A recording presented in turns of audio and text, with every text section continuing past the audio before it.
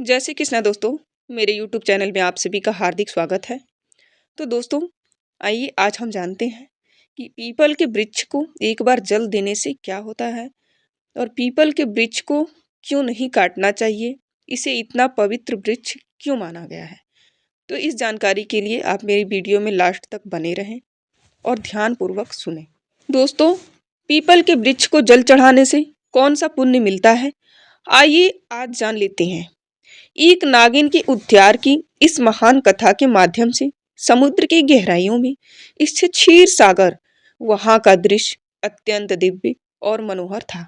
क्षीर सागर में लहरों के बीच में शीर्षनाग की शैया पर भगवान विष्णु सुकून से विराजमान थे। उनका नीलवर्णी शरीर दिव्य आभा बिखेर रहा था। उनके समीप माता लक्ष्मी उनके चरण दबा रही थी। चारों ओर दिव्य प्रकाश था और वातावरण में शांत संगीत की ध्वनि गूंज रही थी। इस बीच एक पावन पथ से आकाश मार्ग होते हुए देवर्षि नारद जी वहां पहुंचे। नारद जी के हाथ में उनका दिव्य बीड़ा था और मुख पर हल्की चिंता की रेखाएं थीं। भगवान विष्णु ने नारद जी को देखा और मंद मुस्कान के साथ कहा, पधारो नारद, तुम्हारा स्वागत है। ऐसा प्रतीत होता है कि तुम कुछ व्यग्र हो। क्या बात है? क्या तुम्हारे भ्रमण में कोई अनहोनी घटी है? नारद जी ने शीश झुकाकर भगवान विष्णु को प्रणाम किया और कहा, हे प्रभु, मैं अभी अभी पृथ्वी लोक से लौटकर आ रहा हूँ। पृथ्वी का भ्रमण करते हुए मैंने एक अत्यंत विचित्र दृश्य देखा। वहां कुछ लोग पीपल के वृक्ष को काटते हुए दिखे, जैसे उन्हें उसके महत्व का कोई ज्ञान ही ना हो। दूसरी ओर कुछ तपस्वी मुनि और साधक उस वृक्ष की पूजा कर रहे थे। वे उसकी परिक्रमा करते हुए उस पर जल अर्पित करते और मंत्र उच्चारण करते हुए भगवान विष्णु की स्तुति कर रहे थे। हे प्रभु, इस विरोधाभास को देखकर मेरे मन में जिज्ञासा उत्पन्न हुई। पीपल के वृक्ष का क्या रहस्य है? ये वृक्ष इतना पवित्र क्यों है कि कुछ लोग इसकी पूजा करते हैं और जिन्हें इनका ज्ञान नहीं है वो इसे काटने का पाप क्यों करते हैं? कृपया करके मुझे इसके महत्व के विषय में विस्तार से बताइए ताकि मैं इस ज्ञान को लोक में फैला सकूं।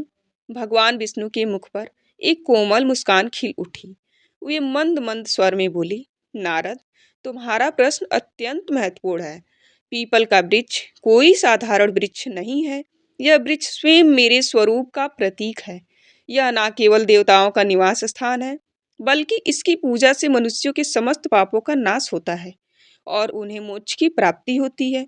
सुनो, मैं तुम्हें पीपल के वृक्ष के महत्व की एक कथा सुनाता हूँ, जो यह स्पष्ट करेगी कि क्यों यह वृक्ष पवित्र है और क्यों इसकी पूजा करनी चाहिए। हे नारद, इस कथा का केवल वर्णन और श्रवण ही मनुष्य के लिए पुण्यदायक है। जो भी इस पावन कथा को श्रद्धापूर्वक सुनता है या सुनाता है, उसे अनगिनत पुण्य प्राप्त होते हैं।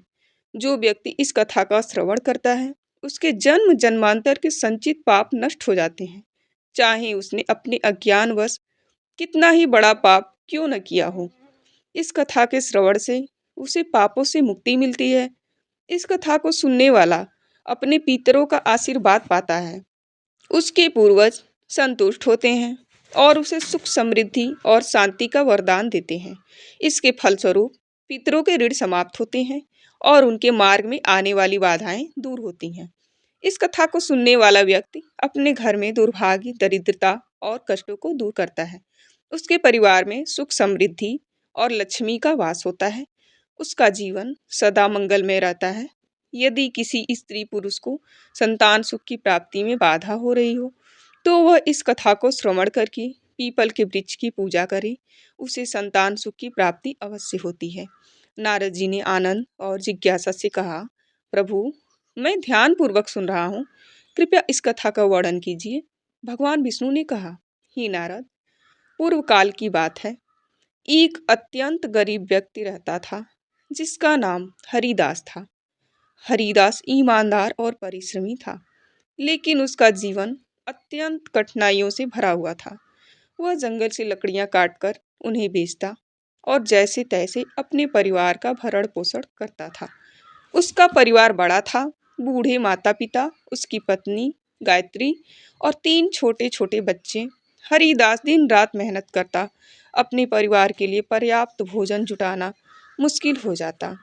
उसके घर में किसी भी प्रकार का धार्मिक कार्य नहीं होता था और ना ही देवताओं की पूजा अर्चना होती थी। हरिदास को शास्त्रों और धार्मिक महत्व के विषय में कुछ भी ज्ञान नहीं था। एक दिन हरिदास हाथ में कुल्हाड़ी लिए जंगल की ओर निकल पड़ा। वह सुबह से ही जंगल के एक एक कोने में घूमता रहा, पर उसे लकड़ियां तो दूर, एक भी सूखा पेड़ नहीं मिला।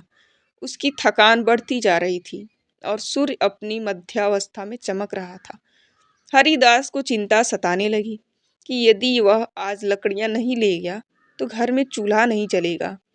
भूख और प्यास से व्याकुल होकर वह जंगल में और आगे बढ़ने लगा। जंगल का यह भाग अत्यंत भयानक था। ऊंचे ऊंचे वृक्ष, घनी बेलें और झाड़ियों ने सूरज की रोशनी तक को धरती तक आने से रोक रखा था। जगह जगह सर्प, बिच्छू और अन्य हिंसक जीवों के खतरे भी दिखाई देते थे, परंतु हरिदास की व्यवस्था उसे वहां तक खींच लाई। बहुत देर तक भटकने के बाद अचानक उसकी नजर एक विशाल वृक्ष पर पड़ी। वह वृक्ष अपने चारों ओर एक अजीब सी आभा बिखेर रहा था। उसकी शाखाएं मानो आकाश को छू रही थी और उसकी जड़ें धरती को गहराई से बांध रखे हुए थी। यह पीपल का वृक्ष था। हरिदास ने मन ही मन सोचा, अरे वाह, कितना बड़ा और मजबूत वृक्ष है। यदि मैं इसकी कुछ टहनियाँ काट लूँ तो आज का काम बन जाएगा। फिर उसने कुल्हाड़ी को मजबूती से थामा और वृक्ष के पास पहुंच गया। वृक्ष के नीचे खड़ा होकर उसने एक क्षण के लिए इधर उधर देखा और कुल्हाड़ी को ऊपर उठा लिया। जैसे ही वह कुल्हाड़ी से वृक्ष पर आघात करने वाला था, तभी एक भयंकर आवाज गूंज उठी, जो किसी स्त्री की सी प्रतीत हो रही थी। हे मनुष्य, ठहरो, तुम यह क्या अनर्थ करने जा रहे हो? हरिदास ने चौंक कर इधर उधर देखा, पर वहां कोई दिखाई नहीं दिया। अगले ही क्षण वृक्ष के तने के पास से एक भयानक काले रंग का सर्प प्रकट हुआ। उस सर्प की आंखें चमक रही थीं, मानो उनमें अग्नि की ज्वाला जल रही हो। हरिदास भयभीत होकर पीछे हट गया। सर्प धीरे धीरे उसके सामने आकर एक स्त्री का रूप धारण करने लगा। अब वह सर्प नहीं, बल्कि एक सुंदर स्त्री का स्वरूप धारण कर चुका था। यह कोई साधारण स्त्री नहीं थी, बल्कि एक नाग कन्या थी। उसका चेहरा तेजस्वी था, उसकी आंखों में अपार रहस्य झलक रहा था। फिर नाग कन्या ने गंभीर स्वर में कहा, हे मनुष्य, तुम यह पवित्र पीपल का वृक्ष काटने जा रहे थे। क्या तुम्हें इसका ज्ञान नहीं है कि पीपल के वृक्ष में देवताओं का वास होता है? इसी काटने से तुम्हें महान पाप लगेगा। हरिदास की सांसें तेज हो गई।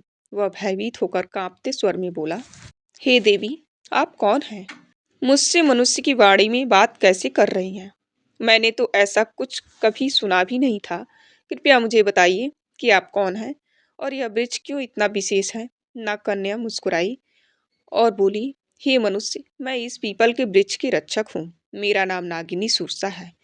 यह वृक्ष मेरे लिए बहुत प्रिय है, क्योंकि इसी वृक्ष में मेरा वास है और यह परंतु इस वृक्ष के साथ मेरा यह जुड़ाव केवल इस जन्म का नहीं है, बल्कि यह एक पुरानी कथा का परिणाम है। सुनो, मैं तुम्हें अपने पूर्व जन्म की कथा सुनाती हूँ। यह कहते हुए नाग कन्या सुरसा का चेहरा गंभीर हो गया। उसकी आंखों में अतीत का एक गहरा रहस्य चमक उठा। हरिदास विस्मय और जिज्ञासा से उसकी ओर देखने लगा, क्योंकि यह सब उसके लिए अत्यंत अद्भुत और विचित्र था। नाग कन्या ने अपना वृत्तांत आरंभ किया।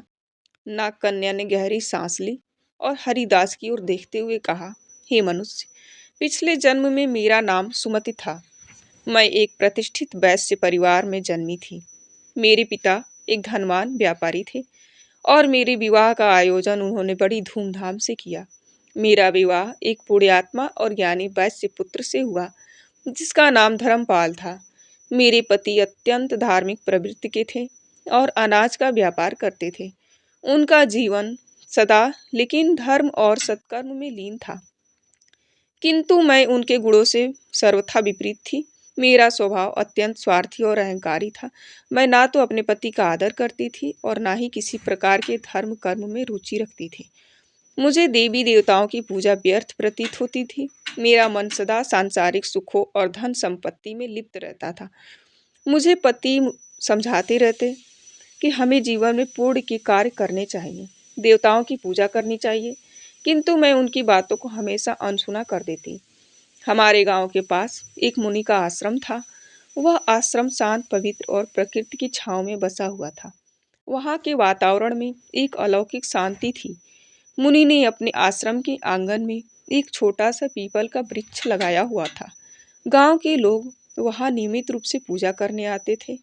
वे पीपल के वृक्ष के चारों ओर दीप जलाते थे और जल चढ़ाते और उसकी परिक्रमा करते। उनका विश्वास था कि इस वृक्ष में भगवान विष्णु का वास होता है और उसकी पूजा करने से उनके पितर प्रसन्न होते हैं। लोगों की श्रद्धा और भक्ति से वह वृक्ष बहुत ही कम समय में विशाल हो गया। एक दिन की बात है, मैं उस आश्रम के पास से गुजर रही थी। वहां मैंने देखा कि एक ब्राह्मण अत्यंत श्रद्धा से उस पीपल के वृक्ष की पूजा कर रहा था। वह वृक्ष के तले जल चढ़ा रहा था और मंत्रोच्चारण कर रहा था। यह दृश्य देखकर मैं ठहाका मारकर हंसने लगी और कटु स्वर में कहा कि ब्राह्मण, तुम मूर्खों की तरह इस वृक्ष की पूजा क्यों कर रहे हो? यह तो केवल एक पेड़ है, ना फल देता है और ना फूल। क्या यह पेड़ किसी काम का भी है या व्यर्थ का ढोंग है? तुम्हारी पूजा का कोई लाभ नहीं है। मेरी शब्द सुनकर वह ब्राह्मण अत्यंत शांत स्वभाव में मेरी ओर देखता रहा।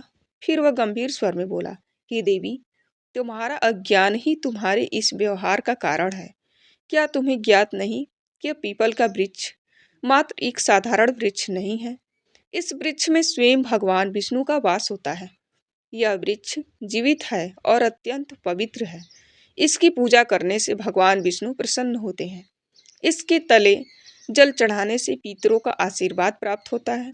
अनेक जन्मों के पाप इस वृक्ष की पूजा से समाप्त हो जाते हैं। यह वृक्ष मानव जीवन के लिए वरदान स्वरूप है। उस ब्राह्मण की बातों ने मेरे अहंकार को और भड़का दिया। मैंने कटु शब्दों में कहा, उस वृक्ष का उपहास किया और क्रोध में आकर उस वृक्ष के पास पहुंची और व्यंग्यपूर्ण स्वर में कहा, देखते हैं तुम्हारा यह वृक्ष कितना महान है। यह कहकर मैंने आवेश में आकर पीपल के वृक्ष को लात मार दी। जैसे ही मैंने लात मारी, उस वृक्ष को लगी, उसी क्षण एक विचित्र घटना घटी। मेरे पैर से लेकर शरीर के अन्य अंगों में जलन होने लगी। वह जलन असहनीय थी। मैंने देखा कि मेरे शरीर में परिवर्तन हो रहा था। धीरे धीरे मेरा रूप नाग में परिवर्तन होने लगा और मेरी त्वचा काली पड़ने लगी और देखते ही देखते मैं एक भयानक सर्पिनी परिवर्तित हो गई। नागिनी का रूप धारण कर मैं वहीं चीखने चिल्लाने लगी। मेरी चीख पुकार सुनकर आश्रम के मुनि वहां आ गए। मैं उनके चरणों में गिर पड़ी और रोते हुए अपनी व्यथा सुनाई। मैंने उनसे विनती की कि मुझे मुक्ति दिलाएं। मुनि गंभीर स्वर में बोले, हे स्त्री, तुमने घोर पाप किया है। पीपल के वृक्ष को अपवित्र करना और उसका अपमान करना भगवान विष्णु का अपमान है। तुम्हें तुम्हारे कर्मों का दंड मिला है। फिर मैंने कांपते हुए हाथ जोड़कर मुनि से प्रार्थना की, हे ऋषिवर, कृपया मुझे क्षमा करें और इस योनि से मुक्ति का कोई उपाय बताएं। मैं अपने पापों के लिए पश्चाताप करना चाहती हूँ। उस मुनि ने गंभीर स्वर में कहा, हे पापिनी, तुम्हें इस श्राप से मुक्त होने के लिए 100 वर्षों तक इस पीपल के वृक्ष पर निवास करना होगा और इसकी रक्षा करनी होगी। जब 100 वर्ष पूर्ण हो जाएंगे, तब तुम्हारे पति यहाँ आएंगे और इस वृक्ष पर जल अर्पित करेंगे। उसी दिन तुम्हें इस श्राप से मुक्ति मिलेगी। इतना कहकर मुनि वहां से चले गए। तब से मैं इसी वृक्ष पर वास कर रही हूँ। यह वृक्ष दिनों दिन बढ़ता गया और मैं दिन रात इसकी रक्षा करती हूँ ताकि कोई इसे हानि ना पहुंचा सके। आज मेरे 100 वर्ष पूरे हो चुके हैं। मैं प्रतीक्षा कर रही हूँ कि मेरे पति धर्मपाल यहाँ आए और इस वृक्ष पर जल अर्पित करें, तभी मुझे इस सर्प योनि से मुक्ति मिलेगी। यह कहते हुए नाग कन्या की आंखों में आंसू आ गया। उसकी आवाज में पीड़ा और पश्चाताप स्पष्ट झलक रहा था। हरिदास यह सब सुनकर अवाक रह गया। वह समझ नहीं पा रहा था कि जो कुछ उसने सुना वह सपना था या सच्चाई थी। उसके हृदय में भय और श्रद्धा का संचार हो रहा था। नाग कन्या की करुणा में कथा सुनकर हरिदास स्तब्ध रह गया। उसकी आंखों में आश्चर्य और अविश्वास के भाव तैरने लगे। उसे यह बात समझ में नहीं आ रही थी कि वह स्वयं इस घटना से किस प्रकार जुड़ा हुआ था। तभी एक दिव्य तेज से आश्रम के मुनि वहां प्रकट हुए। उनका स्वर गंभीर और आशीर्वाद से भरा हुआ था। मुनि ने हरिदास की ओर देखते हुए कहा, हे हरिदास, यह सब तुम्हारे पूर्व जन्म की कर्मों का ही परिणाम है। क्या तुम जानना चाहते हो कि तुम इस नाग कन्या के जीवन में क्या स्थान रखते हो? हरिदास ने विस्मय से मुनि की ओर देखा और कांपते स्वर में कहा, हे ऋषिवर, कृपया मुझ पर कृपा करें और मेरे जन्मों के रहस्य का ज्ञान दें। यह सब क्या हो रहा है? मैं इस नाग कन्या के साथ किस प्रकार जुड़ा हूँ? मुनि ने अपनी आंखें बंद की और उनके मुख पर एक गंभीर आभा उभरी। फिर उन्होंने कहा, आरंभ किया, हे हरिदास, सुनो, तुम्हारे पूर्व जन्म की कथा। इस नाग कन्या, जिसका नाम सुमति है, इसका पति तुम ही हो। उस जन्म में तुम धर्मपाल नामक एक पुण्यात्मा व्यापारी थे। तुमने सुमति से विवाह की और उसका जीवन संवारने का हर संभव प्रयास किया। तुम एक धर्मनिष्ठ और सत्यवादी व्यक्ति थे। तुमने सुमति को सद्मार्ग पर लाने के लिए अनेक प्रयास किए, किंतु वह तुम्हारे प्रयासों की उपेक्षा करती रही। हरिदास ने आश्चर्य और अविश्वास के साथ कहा, क्या मैं इस कन्या का पति हूँ? मुनि ने मुस्कुराते हुए कहा, हरिदास, सुमति ने अपने अहंकार और अज्ञान के कारण पीपल के वृक्ष का अपमान किया था, जिसके कारण उसे सर्प योनि का श्राप मिला। किंतु भगवान विष्णु ने तुम्हारे पूर्ण कर्मों के कारण यह नियम बनाया कि केवल तुम्हारे हाथों से जल अर्पित होने पर ही सुमति को इस श्राप से मुक्ति मिलेगी। तुम यहाँ तक केवल अपनी नियति के कारण आए हो। तुम्हारा आज यहाँ आना संयोग नहीं है, बल्कि यह विधि का विधान है। सुमति, जो अब तक चुपचाप खड़ी थी, मुनि की बात सुनकर हरिदास के चरणों में गिर पड़ी। उसकी आंखों से आंसुओं की धारा बहने लगी। वह कांपते स्वर में बोली, हे स्वामी, मैं अपने पूर्व जन्म के पापों के लिए आपसे क्षमा मांगती हूँ। मेरे अहंकार और अज्ञान के कारण मैंने आपको दुख पहुंचाया और इस पीपल वृक्ष का अपमान किया। किंतु आज मैं आपसे एक बार फिर प्रार्थना करती हूँ, कृपया इस पवित्र वृक्ष पर जल अर्पित करें और मुझे इस श्राप से मुक्त करें। हरिदास की आंखों में करुणा भर आई। उसने नाग कन्या के प्रति कोई क्रोध या घृणा नहीं दिखाई, बल्कि उसके हृदय में श्रद्धा और सहानुभूति का भाव जाग उठा। उसने मुनि की ओर देखा और कहा, हे ऋषिवर, मुझे बताइए, मैं इस पूर्ण कार्य को कैसे पूरा करूं? मुनि ने हरिदास को पीपल वृक्ष के पास जाकर कहा, हे वत्स, इस वृक्ष पर श्रद्धा से जल अर्पित करो और भगवान विष्णु का स्मरण करो। इससे तुम्हारे पूर्व जन्म के बंधन समाप्त हो जाएंगे और सुमति को भी मुक्ति मिलेगी। हरिदास ने पास ही रखे कलश से जल भरा। वह पीपल वृक्ष के सामने खड़ा हुआ और अपने मन में भगवान विष्णु का ध्यान करते हुए जल अर्पित करने लगा। जैसे ही उसने जल की धारा पीपल की जड़ों में चढ़ाई, एक अद्भुत घटना घटी। पीपल वृक्ष के नीचे एक दिव्य प्रकाश फैला और नाग कन्या का सर्प रूप धीरे धीरे नष्ट होने लगा। स्थान पर एक सुंदर तेजस्वी स्त्री प्रकट हुई। उसका चेहरा चमक रहा था, मानो वह स्वयं एक देवी हो। सुमति ने हाथ जोड़कर हरिदास और मुनि को प्रणाम किया। सुमति ने कहा, हे स्वामी, आपकी पूर्ण और भगवान विष्णु की कृपा से मुझे आज इस अभिशाप से मुक्ति मिली है। मैं आपके प्रति कृतज्ञ हूँ। आपने न केवल मेरे पापों का प्रायश्चित करवाया, बल्कि मुझे मोक्ष के मार्ग पर ले आए। मुनि ने आशीर्वाद देते हुए कहा, हे सुमति, अब तुम स्वर्ग लोक को प्रस्थान करो। तुम्हारे इस श्राप का अंत हो चुका है। भगवान विष्णु तुम्हें आशीर्वाद दें। सुमति ने एक बार फिर पीपल वृक्ष की परिक्रमा की और वहां से दिव्य प्रकाश के साथ स्वर्ग लोक को प्रस्थान कर गई। इस घटना के बाद हरिदास के जीवन में बड़ा परिवर्तन आया। उसने पीपल वृक्ष की महिमा को समझा और प्रतिदिन उसका पूजन करने लगा। उसने अपने परिवार को भी धर्म के मार्ग पर चलने की प्रेरणा दी। वह जान गया कि पवित्र वृक्षों का सम्मान और देवताओं का स्मरण जीवन को सफल बनाता है। भगवान विष्णु ने पीपल वृक्ष के महत्व की कथा समाप्त की। उनके मुख पर करुणा और दिव्यता का तेज छलक रहा था। देवर्षि नारद जी अत्यंत भाव विभोर होकर बैठे थे। उन्होंने भगवान विष्णु की स्तुति करते हुए कहा, हे प्रभु, आपने पीपल वृक्ष की महिमा और यह कथा सुनाकर मेरी जिज्ञासा को शांत किया। मैं धन्य हो गया। इस कथा से यह स्पष्ट हुआ कि मनुष्य अपने अज्ञान और अहंकार के कारण ही पाप के मार्ग पर चलता है, किंतु आपकी कृपा से ही उसका उद्धार संभव है। यह वृक्ष न केवल पवित्र है, बल्कि स्वयं आपका दिव्य स्वरूप है। भगवान विष्णु मुस्कुराते हुए बोले, हे नारद, यह सत्य है। पीपल का वृक्ष सृष्टि का जीवन है। इसके जड़ में मैं स्वयं निवास करता हूँ। तने में भगवान शिव का वास है और शाखाओं में ब्रह्मा का। इस वृक्ष की पूजा करने से मनुष्य त्रिदेव का आशीर्वाद प्राप्त करता है। जो भी इस कथा को श्रद्धा से सुनेगा, सुनाएगा अथवा पीपल के वृक्ष की पूजा करेगा, उसे मेरे परम धाम की प्राप्ति होगी। उसके समस्त पापों का नाश होगा और उसे जीवन में सुख शांति तथा परलोक में मोक्ष का आशीर्वाद मिलेगा।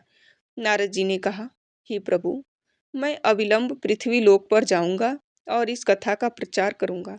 मैं लोगों को यह बताऊंगा कि पीपल के वृक्ष का अपमान नहीं करना चाहिए। इसकी पूजा करके वे आपके सानिध्य को प्राप्त कर सकते हैं। तो दोस्तों, इस प्रकार से भगवान विष्णु ने नारद जी को पीपल के वृक्ष की महिमा सुनाई। मैं उम्मीद करती हूँ कि आपको यह कथा पसंद आई होगी। वीडियो को लाइक जरूर करें। कमेंट में जय श्री हरि विष्णु अवश्य लिखें। साथ ही चैनल को सब्सक्राइब करना ना भूलें। Thanks for watching.